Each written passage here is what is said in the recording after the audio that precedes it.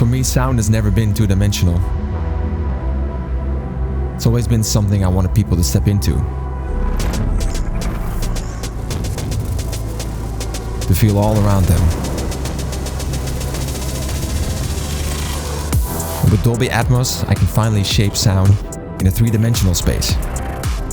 Every tiny detail lives where it belongs. Above you, behind you, right next to you. It's not just music anymore. It's an environment.